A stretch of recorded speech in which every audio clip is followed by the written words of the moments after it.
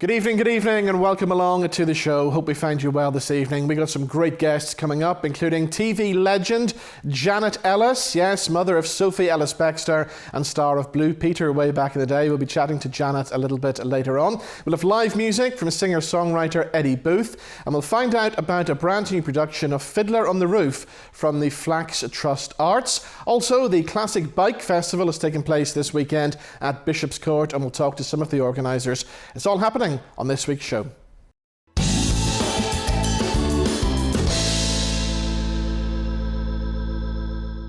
Now, starting off the show this week, we're going to find out about a water safety campaign that has been launched. My first guest is Olivia Espie, whose life suddenly changed 22 years ago when her young son died tragically on holiday while in Lanzarote. We're going to hear Olivia's story and find out about her new campaign right now because she joins us in the studio. Olivia, thank you for joining us. No, thank you for having me, Robin. We'll talk about the campaign in just a second, but at the moment it is something big that you're raising awareness of. But we'll talk about your story first. 22 years ago, you went on a family holiday that would change your life forever. Yes, 22 years ago changed an awful lot of people's lives, not just my life. I lost my son in a swimming pool incident. Horrific time. The whole management of the holiday itself. We were very fussy at the start, even booking our holiday. Jamie Bulger always comes to light with me for the simple reason was it happened back then. There was a big media outcry, so we knew we had to be careful. So everything was planned. We needed a family club in that holiday, in that hotel we were going to, for the simple reason we thought if there was a kids club in it, they were going to be more safety aware, there would be lifeguards, it would be fine. And that wasn't the case, and not every person you see at a pool, even though they may dress like a lifeguard, doesn't necessarily mean that they are a lifeguard. And it was difficult and very heartbreaking travelling home without my wee man. I had took him on holidays. Why should I not have taken him home? And you just arrived on holiday with Ryan and the family when this happened, didn't you? We'd come through the airport, lifted our luggage, got our bags on the bus and travelled. There was a mix-up. The bus driver that took us from the airport, he had went down the wrong street. My mum had Ryan and Rachel, and from the day that we were all planned to take the luggage, myself and my sister. And luggage out, and mum was way on to get the room keys. Mix up in the room keys wasn't working, and somewhere between the room keys and reception, Ryan had gone, and the pool it was very dirty. The next day a wee girl came over to me, I'll never forget it, and she sat beside me and she says, "Don't blame yourself, nobody would have seen him." And I looked and I go, "Why do you say that?" And she says they were down in pool activity. Mm-hmm. And she says there was pint glasses and there was pool balls in the bottom of the pool. She says the pool was really dirty. And I go, "Does nobody clean the pool?" Yeah. No. And since then, as I've been told, that anybody can be your lifeguard. Your gardener could have been your lifeguard. There was children there. There was actually a man from Scotland. Took Ryan out of the pool. Travel reps at the age of 17, 18 were left to look after me. How can somebody of 17 deal with a tragedy like that on holiday? To this day, even remembering her eyes, I'm actually still in contact, and I felt we were good for each other, but I felt I had to mother her, and maybe that helped me back then. But they don't have the experience. Another thing that was very hard was that they were working on Ryan and there was people actually asking for insurance details. Yes, and this is still happening to this very, very day where it's not managed properly. These holiday companies need to look into more what happens at a death. Now, this wasn't the travel the travel reps looking for insurance details. This was other people coming in. And when people go on holiday, they don't realise their laws out there are completely different. And you have to realise that we get free healthcare. But out there, we have to pay for healthcare. Yes. So they have to worry about where they're getting the money. And some people just aren't appropriate, and they're coming over, and that angered an awful lot of the other holiday makers. And it's just, they couldn't understand. I was there with my family, looking at my wee Ryan, wanting him, and then eventually I just went down and sat beside him at the pool and says, look, if you want to come back, you come back. And this woman was looking insurance. There was a group of bikers come into they were actually one of the first ones on scene, and there was a nurse as well, and they actually give CPR to Ryan. So it just happened to be these bikers had come into the holiday resort that we were in Lanzarote, and they worked on Ryan. A private ambulance arrived, took Ryan. Now, I had to travel by police car, and because of my own profession, I've since learnt that they weren't going to take me on that ambulance for my own sake, that they knew Ryan had gone, but they didn't want to be continuing CPR with me in the back of that vehicle, because there would have been no point. You have to be realistic. But at that time, I didn't know that, and I was taken in a police car, very first time in a police car. But wee things like that, kind of, you have to uplift you a wee bit, and you have to make them kind of have a laugh at them to make things easier for you to cope with things. Now, you've been campaigning for holiday companies to do more, and I know one of the things, you've actually got videos played on planes before, but when you first go to these holiday resorts and you meet the travel rep and stuff the next day, people should be told about water safety when they bring their families to those events, shouldn't they? Yeah, it was one of the things that I had spoke to the holiday company originally that we travelled with, and I had asked them, I had specifically said, who wants to go to a meeting, your welcome meeting? Nobody wants to. If they do, they want to go for the free drink. But that's not, they need to get into, we even as parents really don't understand maybe the anxiety a child has going through a busy airport, because we don't think about it. The excitement's there, the airport's busy, but what about explaining to our children and have our holiday reps explain in their children's clubs out there, do you realise when you go out to that pool could be a different depth from the one you have at home. There's two sides to that pool. That pool staggers down, and children have to be made aware of that, and they don't. And those are the things that our children need to be made aware of. Everybody needs to be taught, not just parents. Everybody has a responsibility to tell their children, because they're innocent. They have excitement. We as adults have excitement. Would we even think a hotel pool goes down, or a pool out abroad wouldn't have lifeguards, or even pools over here are all indoors? Would a child going on a holiday for the first time know that all pools are outside? And sadly, this year as well, we've seen a lot of pool-related deaths, haven't we? Yeah, we have. There was initially, I think what triggered me was I'd got to 4 in 4 weeks, and I thought, no, this is happening again.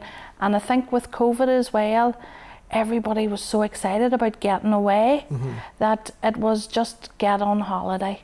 And everybody, but was that talk again about what was our holiday going to be like and what to expect? You don't want to talk about things like that, but it's important. And you need to think, at the end of the day, our children are the future. They are, and you have to educate them that in so many ways. And sitting our children, making them a fun way, make it fun. Show them things So should this be done in schools then? Well, I would like everybody, no matter, we're all teachers in our own right. So a big thing, we learn road traffic education at school, so why not water safety? Why not learn about pools, paddling pools, quarries? Like, cold water is one of the biggest factors in drowning. When we go into that water, it's the cold water shock that gets us. It's our breathing, and we have to learn, like at the minute, getting the message out to children, float to live is very, very important. We need to remember, we need to lie, if we are getting in any kind of difficulties in the water, no matter where it is, we have to try and lie back, lift our heads. By lying back, you regulate your breathing, and it's float. That's what the message is, and that's what it's going to be from now on. They've done the research. You need to float to live. Yeah. And by laying back and just floating, that's what could save your life. I've got a book in my hand here, Ryan's Rules. I believe this is the first one in existence. Yes. You're campaigning as well to get this book released, and you've got a crowdfunder page set up, haven't you? I have indeed. I have a page. I want to give this book to as many children as possible for free. Anybody wants a book can have a book. But if they want, they can give a small donation just so I can get more books printed. What it is, this book, it was an idea that came to me, and with my good friend Emma Hetherington. She is a best-selling author and international as well, and she has been amazing support. So she has, and we managed to get as many issues with water, from pools to quarries, even from a child thinking they're playing by pushing their friend in. It's those wee bits. It's just to get a talking point out, and this is what I want. And I want the Education Minister to step in and get these books out to schools. And you are meeting with the Education Minister and the Health Minister as well, aren't you? Yeah, the meeting with both now come on the 8th of August. And because when we lose a child, a lot of people are affected. The mother, the child's siblings, and family and friends. Like, it's not just. So what I want, especially from the Health Minister as well, is to realise that when our families come home from their holiday, if they've had a tragedy, that they need support. There's no support out there. Our schools need to be talking to children if a child has been lost, because their friends are going to be affected, and that can go on for years. A child missing in another child's life, and there's no explanation for it. That needs to be done. The book needs to get into schools. The Education Minister needs to realise that as part of it, teachers shouldn't be put under pressure to do this on their own times. It should be built into the curriculum, and we have road traffic education, so why not water safety? Why not let our children know and do it at those specific times of the year where children go on holidays? Well, I hope everybody goes on the crowdfunder page now and supports this. Olivia, thank you so much for coming in and sharing your story, telling us about the campaign. I know you're a busy person as well. You have a day job as well. You work for the ambulance service too, don't you? I do indeed. It's something very close to my heart, and it helped me actually with my own grief with wee Ryan, and it's something I feel that because I know what it's like to go through trauma, I can give that wee bit back. So it is, but it's a job very close. It's one of those jobs, it's either for you or it's not, because of what you're dealing with. And for families out there, and there've been plenty of them recently who've gone through the tragedy, does it get any easier? I think you just get used to dealing with the pain. The pain's always there. It's like losing Ryan was terrible, but I had to make a decision as a mummy that Rachel was the most important person in my life, and I had to give her 100%. I had to be her mummy 100% and show her. And through all, me and her became best friends, and we did a lot together, and she was a big support at the very, very beginning. She made me want to continue on, because there is that where you just want to run away and hide, but because I had her, I knew I had to continue. And it is difficult, and you kind of, any mother or father would want their best for their children. Yeah. But, Olivia, thank you so much for sharing your story with us today. Thank you, Robin. Now, the Classic Bike Festival returns to Bishopscourt this weekend, and earlier on this week I caught up with the organisers. Here's what happened.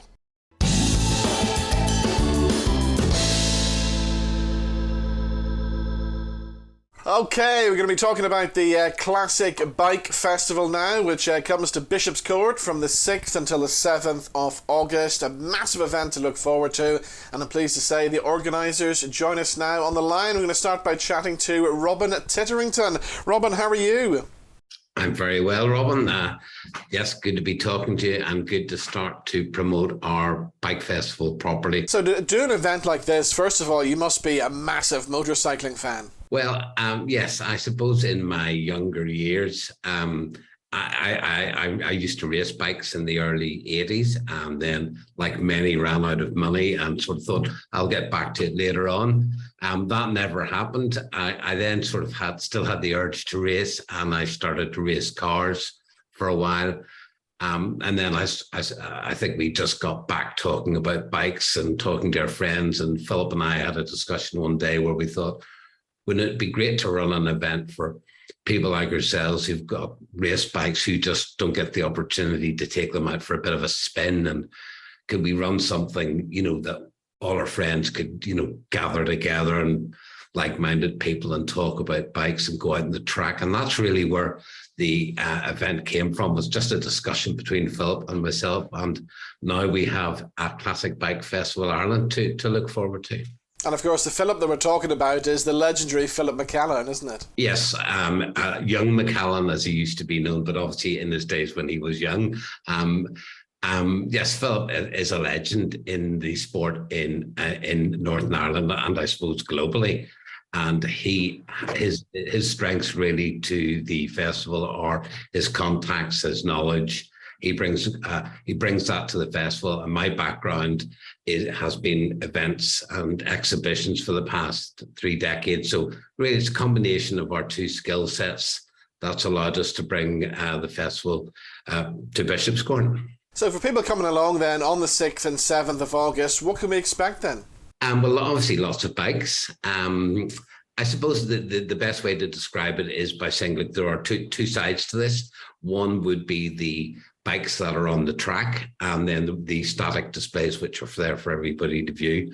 On the track, we have 2 races, one for classic superbikes for machines built typically in the 80s and 90s, and another race for the classic 250, 350s, which were dominant in the 70s and 80s. These are 2-stroke machines and fondly remembered by riders and race fans alike. In addition to that, we have parade laps. Now, these parade laps aren't gentlemen just tiddling around, waving to the crowd. These guys like to move it on a bit. So we've got 4 classes for them.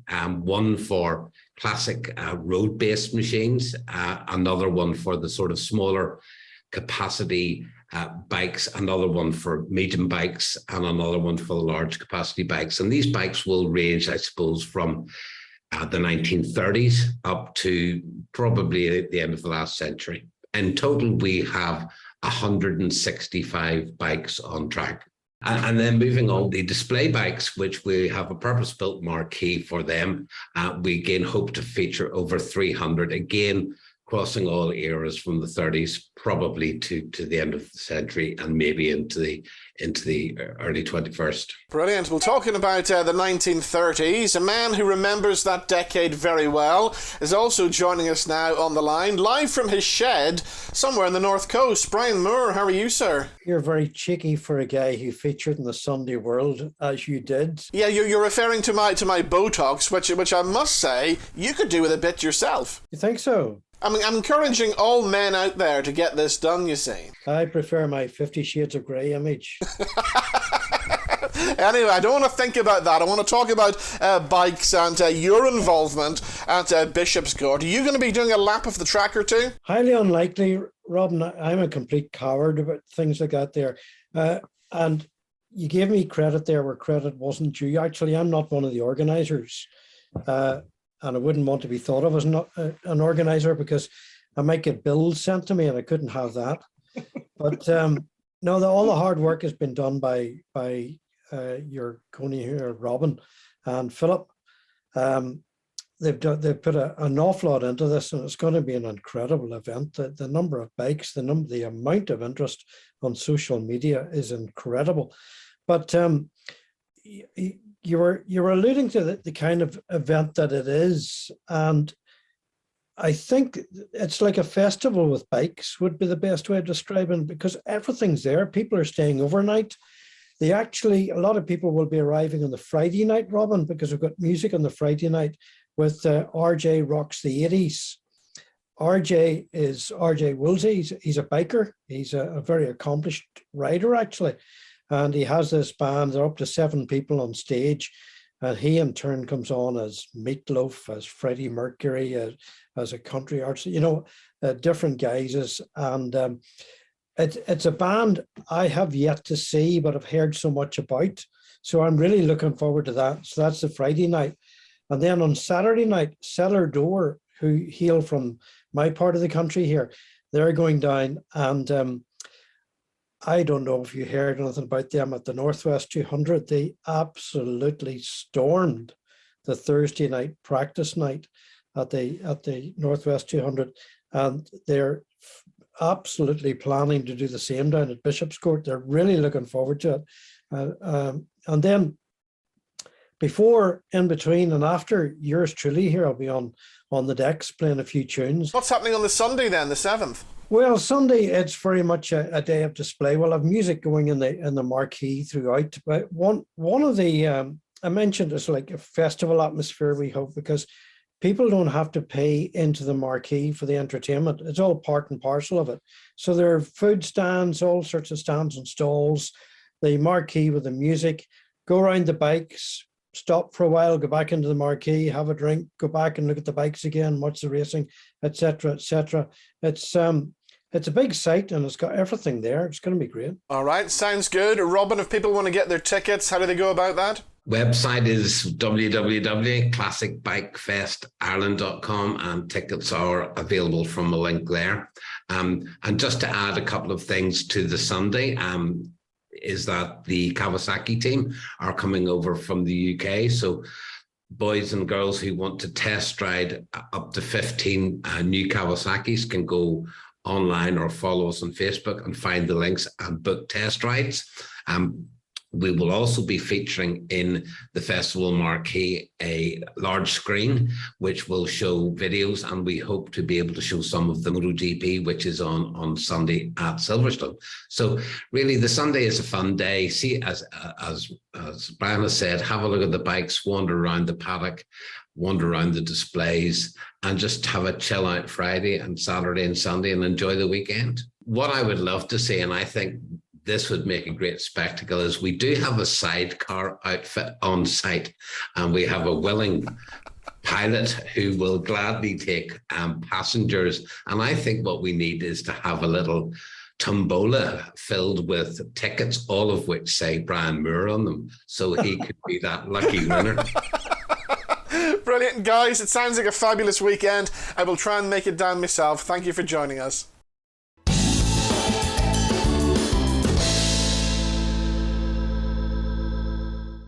Okay, we are talking musicals now, and the hit musical Fiddler on the Roof is back in Belfast. It's being performed by the Flax Trust Arts at the MAC from the 18th until the 20th of August, and I'm pleased to say the cast join me in the studio. Guys, welcome. Thank you. Jim, I'm going to start off with you because you're the main man. You're playing the part that we all remember Top Hole playing. Yes, Top Hole made it fantastic. Made it very difficult for the rest of us. The part of Tevye, the milkman. the Exactly. dairyman. So the great thing about Fiddler on the Roof, and it's been a while since I've seen it, but it's one of those timeless shows, isn't it? It was the Les Miserables of its day, 1960s, early 1960s, a fabulous show back then. And in 1973 it was released as a movie, and it was even better. And again, Topol played the part again then. It's a fantastic part. But it's, Tevier is the Macbeth of musical theatre. So, and Fiddler on the Roof came out around the same time as Oliver, and Oliver and Fiddler on the Roof were the top musicals in the early 60s. And if you think now, we've had so many fabulous musicals since then, but they were the top musicals of their day, and it's great to be able to see it brought back to life on stage here in Belfast in the Mac. And when you think about some of the themes and issues in the show, they're still really relevant today, aren't they? Absolutely. When you think Anatevka is the village in which it's set, and Anatevka is actually based on a little village called Boyberik, which is about 15 kilometres west of Kiev. And in those days, the Jews were being chased out. There was a pogrom, and they were being removed from all the villages. And if you think now, there are 6 million people from the Ukraine who've had to flee the war where the Russians have come in. And Kiev then, the Ukraine then, was part of Tsarist Russia, imperialist Russia. So it's almost the same thing, history repeating itself.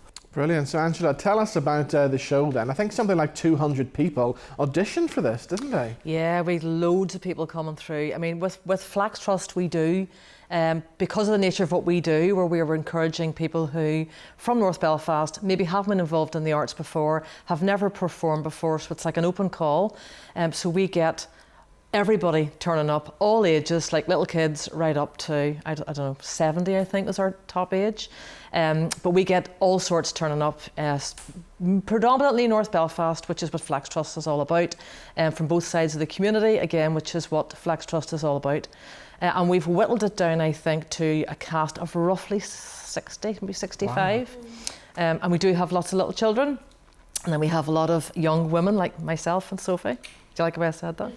And then we have all the old biddies over here. Yeah. So a really good spread. And the other beautiful part, I think, of what we do at Flax is that we have a lot of families involved. Mm-hmm. So, for example, we have a lot of mothers and sons, mothers and daughters. I have my son with me. This is our 4th show together. And it really helps you, I don't know, just build a better bond, a family bond. Yeah. Not only with the new people that you meet to become your family, but I've got a teenager now who I'm very fortunate to be very close to, and that it mightn't have happened that way if we hadn't have explored the arts together. So Flax has allowed us to do that, which is brilliant. So tell us about the character or characters that you're playing in Fiddler then. Well, Yenta, I think I said to somebody else, when I look at Yenta, the matchmaker, she's kind of a bit of a necessary evil. So the community needs her, because she will go out and she will seek the best match for your daughter, basically. That could be anybody, but obviously it's somebody wealthy that you're looking for. Age was almost irrelevant. So she is what the families need, but it also means that she's also a little bit involved, let's say, in everybody's life, and she oversteps the boundaries and oversteps the mark an awful lot of times, which you'll hopefully see me portray in my role in Fiddler. Brilliant. Let's bring in Sophie now. The last time you were here, it was Sweet Charity you were telling us about. Yeah. That was a great show to do, wasn't it? It was so much fun. It's a very different show from Fiddler. Yeah. I don't think they could be further apart, granted the worlds in which they're set.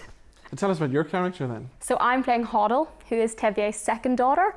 And she's very clever. She's very witty. Perchik is her love interest. And one thing that he really likes about her is that she can match him intellectually. She goes through quite a transition as the show goes on. She starts off as someone who is content with the life she has and happy for decisions to be made for her. But as she grows up a bit during the course of the show, she becomes more independent and she wants to make those decisions for herself. And what's Tevye like as a dad then? He's loving dad, but sometimes you rub him up the wrong way. And we all think of Tevye, the big song, of course, is If I Were a Rich Man. Oh, yes. A fabulous number, If I Were a Rich Man.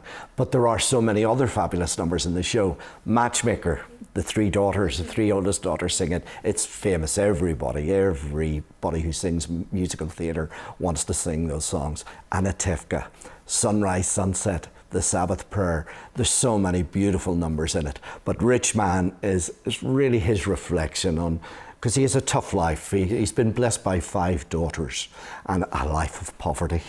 And here he is, and he's dreaming of what it would be like to be rich. Probably something akin to what we would do today when we buy a lottery ticket. We all dream of being rich and how we could help our family and provide for them. So, and he's dreaming of what it would be like to be rich. And even the simple things, you know, how he discussed the Holy Book with the learned men 7 hours every day. You know, those things, reflections that he would have, because he wouldn't have to work so hard. Because this is a milkman who's out from 5 o'clock in the morning to all hours of the day, ensuring that he sells his milk to make enough money to feed and clothe his children. The one thing you said was about family, and you talked about your own family. This show is all about family. Yeah. It's really about family, and it's about family and how a family transitions through the changes in time. In those days, it was the matchmaker matching up the daughters, and the daughters wishing for a rich man, an intelligent man, a good-looking man, and yet, you know, all she was interested in was her fee for getting the match. And but then, you would be questioning the matchmaker these days, wouldn't you? Because she's putting young ladies with old men, isn't she? Yeah, absolutely. As I said, but the families in those days, as Jim said, that was irrelevant. It would just needed to be a good financial match. Yeah. You know, that the daughter obviously would live in a nice home, you know, and she'd be well looked after, and that was all that really mattered, particularly for Tevier with his 5 daughters. So he has 5 daughters with no dowry, so what do you do? Yeah. But yeah, she definitely would be questioned these days, but the matchmaker was a massive part of life back then, I suppose. So Sophie, is it important these days for a young lady to find a rich man with a fancy car and a big house? And Do you know what? In this show, what I love about the daughters is they're bold, they're modern women. They take the reins of their own life and they make the decisions for themselves. So they feel like women in the 21st century, which is why Hoddle especially is such a wonderful role to play, because she's paving the way for young women generations to come. okay, You know? yeah. If you had to choose a favourite part from the show, what would it be? My favourite part is Hava's dance sequence that she does towards the end of the show. It's a beautiful song, there's beautiful movement, and the emotion in it is just so gut-wrenching, and Caitlin, or Hava, plays it so beautifully. Oh, lovely. Angela, if you had to choose a favourite moment, what would it be? Gosh, it would be hard to pick one, but there is the dream sequence where basically Tevier realises the change is happening, and he doesn't want to just go with the end of the matchmaker's choice, and he decides for one of his daughters that maybe he should let her go with the man that she loves. But in order to convince his wife that this is possible, he just concocts this big elaborate lie that his wife's grandmother appeared in a dream and basically frightened the wits out of him and said, you know, you can't let her marry this old man, Laser Wolf, she has to marry her love interest. And in that one, I am the grandmother, so I'm appearing in Tevier's nightmare. And it's a brilliant scene. You know, we have all sorts of people rising from the dead to kind of frighten the wits out of Tevier and Golda in this dream. And I love playing that part because I get to kind of do a little bit of this. Oh, you know, and I'm all dressed up in quite spooky gear. So it's a brilliantly quirky but also quite scary scene. I am looking forward to seeing this now. Give us all the details, Jim. When and where? How do we get tickets? Yes, it's the 18th to the 20th of August in the Mac Theatre, and you can get your tickets online at the Mac Live, and you just log in there and you have no problem getting tickets. Now, the tickets are selling very fast, particularly for the last night, so we definitely advise people to get booked quick. If you want the best seats in the house, get in there quick and get your tickets. So it's themaclive.com and book your tickets for Fiddler in the Roof. Guys, the best of luck with the show. Thank you so much for coming in today. You. Thanks for talking to us. Thanks a million.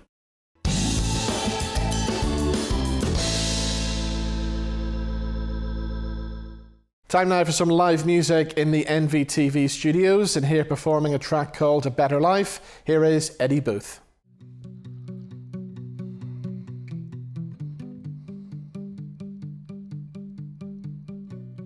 If I was a building or something of meaning, there'd be billions spent to rebuild me. If I was a sculptor or maybe an author with words to last eternity. But I am who I am, and who I am, who I am. as me. Sing me a better life, pick me a better dream, save me from the hell of living. Dance me a better beat of something more complete. Save me from this make-believe life I'm living. Are you believing? Are you existing? Are you living? Are you you? Sing me a better life, paint me a better dream, save me from the hell I'm living. Dance me a better beat of something more complete. Save me from this make-believe life I'm living. Sing me a better life, paint me a better dream, save me from the hell I'm living. I'm living. I'm living. Are you living?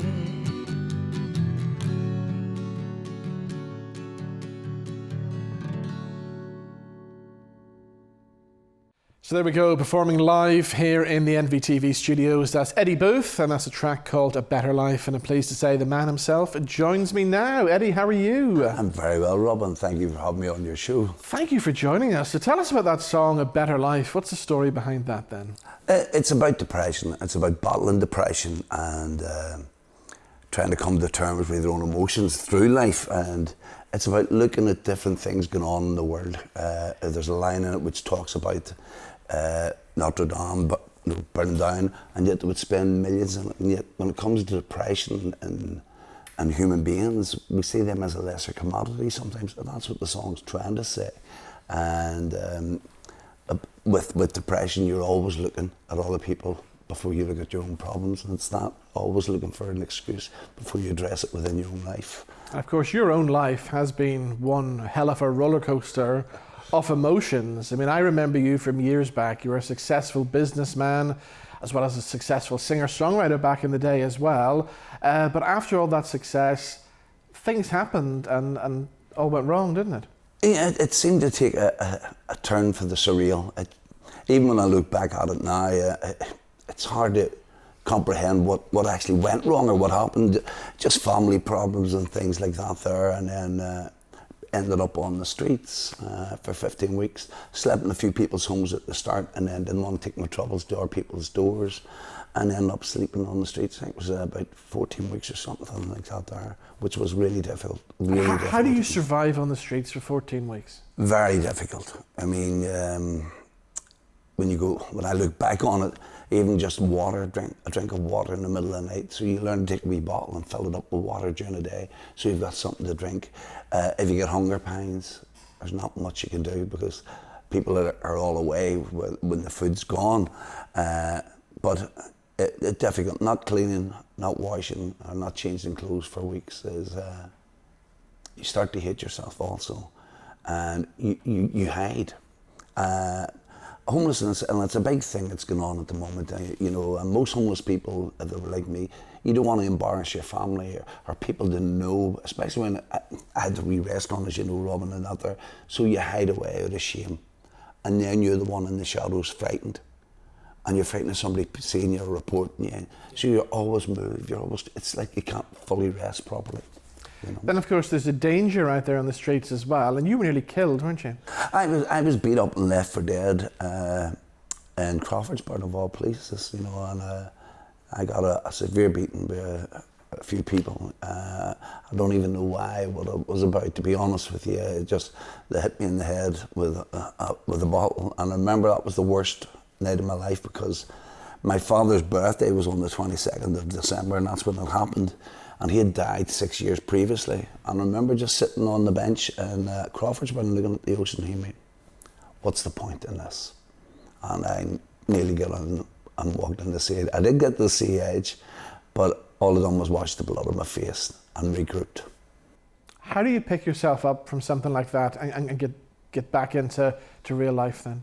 Well, it is difficult. I took a job, and I have to say it was a friend, Doogie Beattie, that actually applied for a job for me in Toys R Us, and it was night shift, so there was no interview. They just employed me, and I felt sorry for the workers that were maybe working with me, because I'm sure I had a smell at times, you know.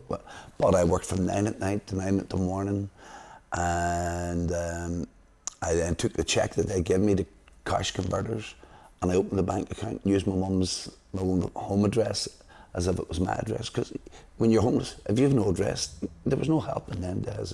It's changing for the better now with Simon Community and Salvation Army and all. But we're still seeing a large amount of people on the streets of Belfast at the moment. It's getting worse, Robin, and I think it's only going to, especially with the economical way things are going in the world at the moment, it's only going to get worse. And it's something dear to my heart, because you want to take them all home, and of course you can't. And there's different reasons for people being on the street. Not all drugs and not all alcohol. Mine was just family problems, and I'm sure there's others like this. And I see it when I'm out singing on Saturday nights and all. It's getting bigger, and bigger, and becoming a real crisis, you know. So you did pick yourself up. You're back to doing your first love, which is music. And I mean, you're packing them in every weekend next door to here in the Duke of York. I mean, the crowds are amazing, aren't they? Oh, I just love it. The Duke of York is a fantastic place. And when they move me out onto the street, it's like a home stage. It's just something I feel comfortable with. And the crowds are amazing. And to see all the young people, and not just young people, people my age, 25, you know, up singing and dancing and bouncing around and just having a good time. And it's lovely to see Belfast in a lovely good light. And it's seeing people from all sides, nobody knowing, just all mixing in, dancing and enjoying life.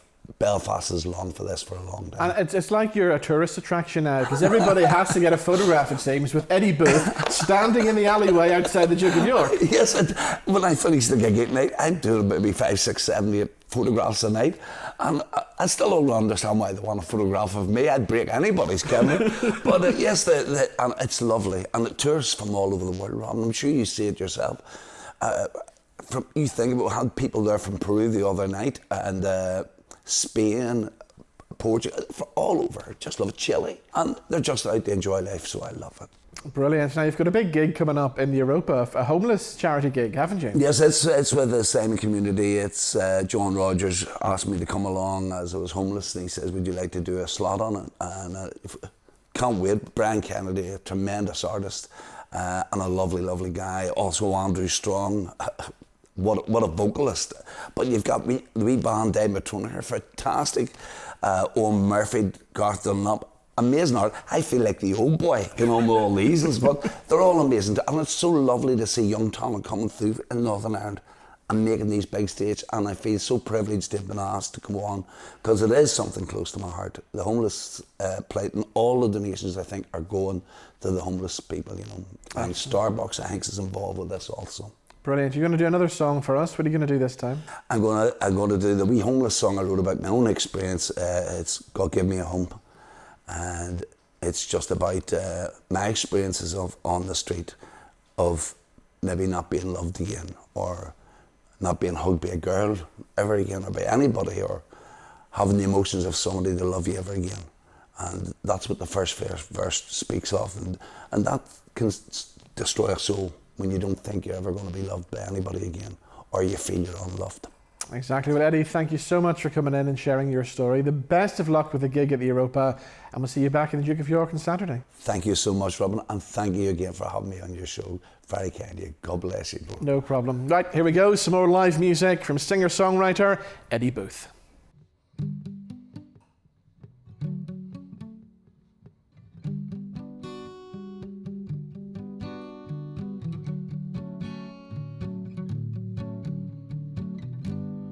What's that beat with the grime of the street? no warmth of embrace, no love and caress, no long kiss goodnight, deprived of the right of others' emotions, full of soft devotions. Nobody cares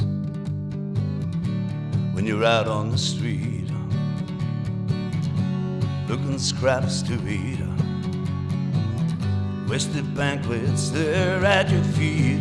God, give me a home, place of my own, where I feel I belong,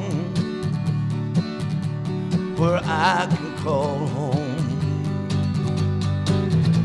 Don't wanna be here no more.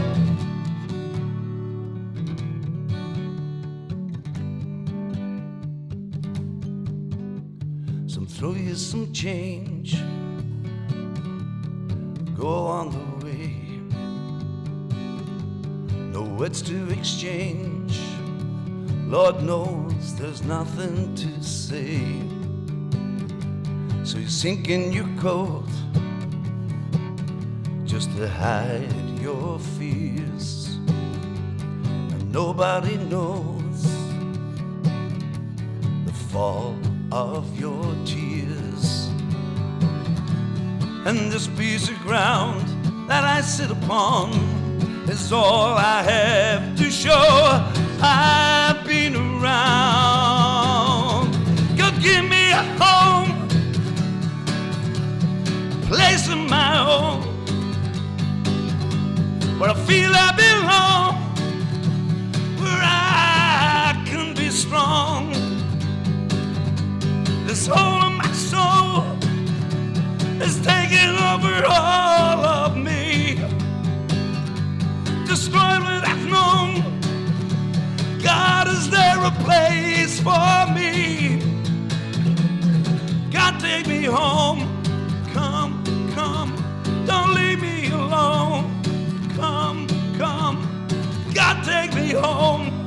Come, come, don't leave me alone. Gone, gone, did you know that he's gone? Gone, gone, got to come home. Got to come home.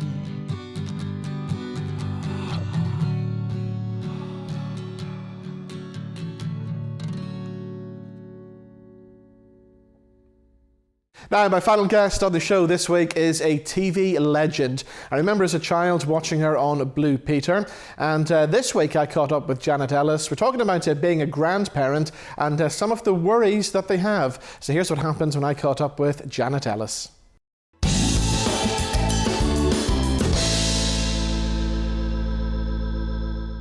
Now, new research from Charity Consortium Remember a Charity has revealed that grandparents in the UK are concerned about their grandchildren's future. 3/4 say that they worry, while 85% say that the younger generation are facing unique issues that they do not recognise from their own experiences. To talk about this further, I'm pleased to say we're joined on the line by telly legend Janet Ellis. Janet, how are you?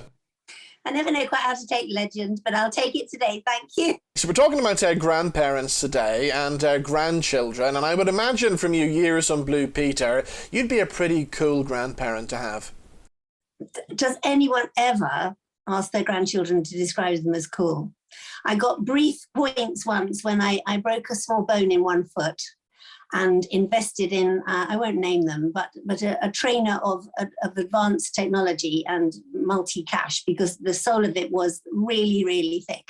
And when one of my grandsons came round, he admired my footwear.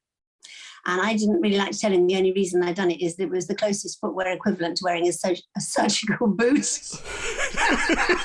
Anyway, I probably got some cool points for that. But apart from that, no, my time on Blue Peter is a complete mystery to them. If I say I did things then, they obviously just think, when did they let old people on Blue Peter? So, but I know what I did. It's fine. So what kind of worries and concerns do you have for your grandchildren then? Well, I think it's the general and the specific. The general in terms of the economic climate and the climate change and what their futures will look like in terms of their health and their employment. And then more specific ones to do with how they personally are going to feel about a world that I really want them to feel is worth growing up in. So we do have a lot of conversations, usually prompted by them, I have to say, about what the future will look like. When you're a child, I think it's a fascinating subject anyway. And I don't want them to feel afraid of a future that welcomes them. But I also want them to know that as far as my generation are concerned, and unusually I think, it's a shared responsibility. And we want them to be ensured of a better prospect than we had. More of everything and less of the things we don't need. Exactly. When we think of things like climate change and stuff, it really is quite worrying, isn't it?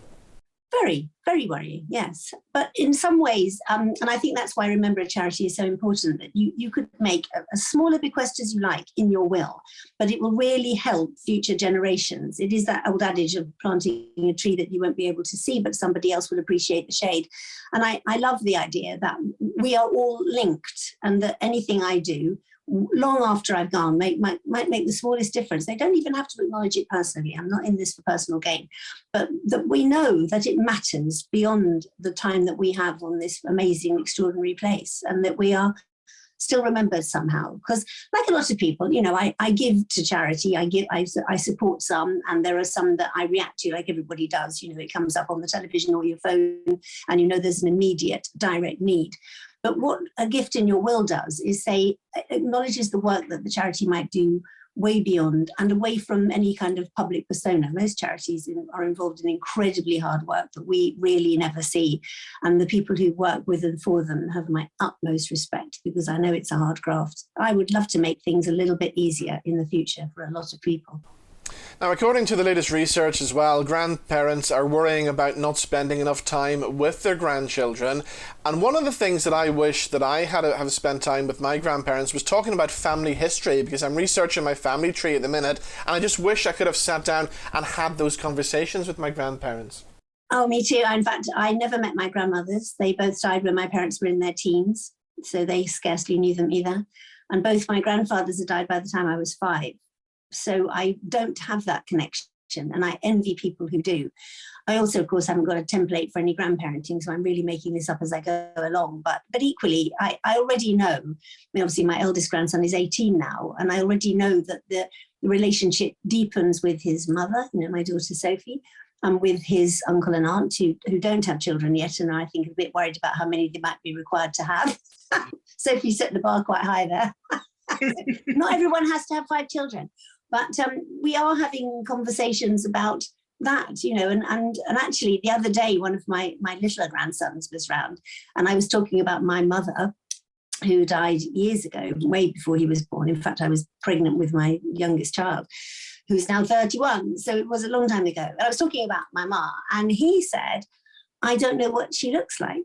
And I had to go and find the photo albums to show him pictures of my mother. And I thought that's a really extraordinary thing that he wants to know. He's only 6. Oh. He wants to know what somebody that he will never meet. And that, my memories are strong, but they are rooted in a distant past. And yet we looked at pictures of her together. So yes, what you're doing, I think, is really important, because it's by looking back we understand where we came from. And it's by looking forward that we understand where we might possibly be. What an amazing thing. Yeah, and I'm glad you mentioned Sophie there as well, because she's an amazingly talented singer. Her kitchen discos are worldwide famous now as well. But when she first said to you that she wanted to go into the business, how did you feel about that? Excited for her, actually. She hadn't really got a career plan when she was at school. She's a smart girl. She thought journalism possibly, but she really hadn't. And then she was asked to join her first band, The Audience, and it really took off. She did her A-levels first. The rest of the band weren't at school. They were all much older than her, but they sat it out and waited for her to put the pen down after her last exam. And then she went straight up on one of the NME Brats tours. But I did think, she was only 18. Try it, if it doesn't work. And I always think this, the best gift you can give your children is the opportunity to fail at things as well as succeed. And if it hadn't worked, she had lots of time and plenty of brain store left to do loads of different things. It's nothing like any business I know. When people said, oh, she's going into music, of course you will understand that. I thought, no, music and telly, very, very different. And again, my background is as an actress. totally different. But I wasn't worried about her. She's really smart, and she's also interested in the world, and she wants to meet loads of different people and do different things. So I thought, whatever happens, she's going to have an amazing time. And if it doesn't work out in music, A, she can try something else, and B, we're still here. Everything is still here. So she can always come and, she can even get back into her old bed if she wants. I want to come back to Blue Peter as well, because it looked like you were having an amazing time doing the show, and you were there for many years as well. And doing live TV, it can be quite scary, can't it?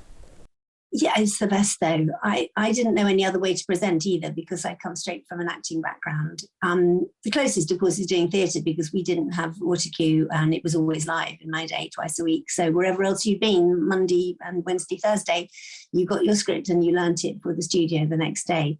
But I do feel very lucky in lots of ways. Firstly, that the presenters I work with became really good friends. That's not mandatory, and it may not happen, or they may be just friends for the time you're there, but we are all still in touch, and that's a nice thing to have happened from it.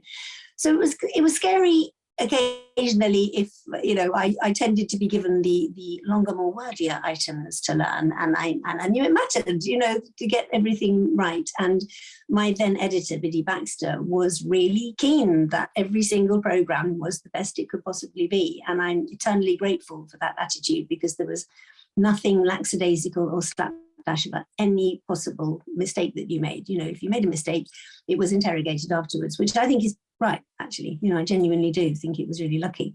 But there were occasional times, when I just thought, not quite sure what happens next. And they were always the scariest.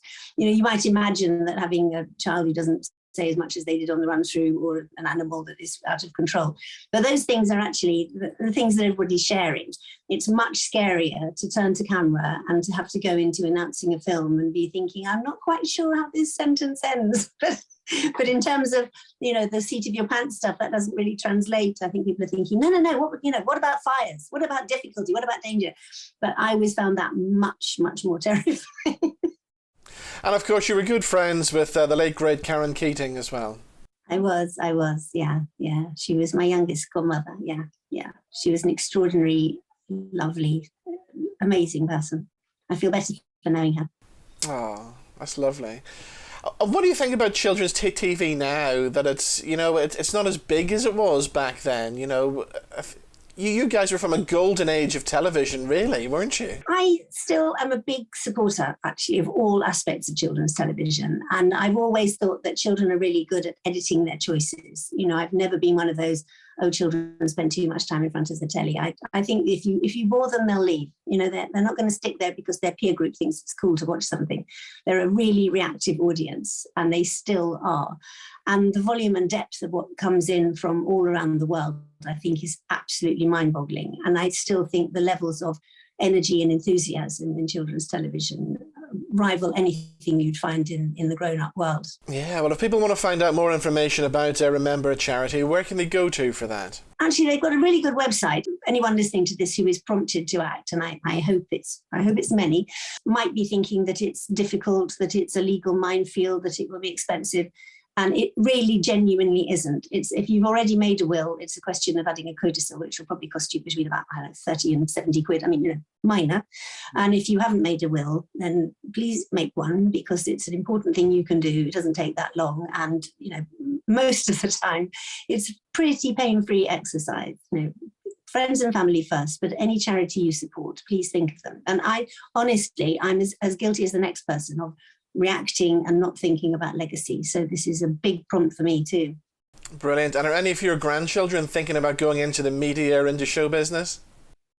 They all perform, but I'm not sure. And we're quite circumspect. We want them. That's that Chinese thing of leaving a child in the middle of a circle of objects, and they can crawl in whichever direction they want. We're trying our best to do that, but nevertheless, I know Sophie and I get a massive buzz out of seeing one of them on stage. Lovely, Janet. I can't deny that. Oh, that's lovely. And it's been so lovely talking to you today. Thank you so much for joining us on the show. Oh, it's been lovely. Thanks for having me.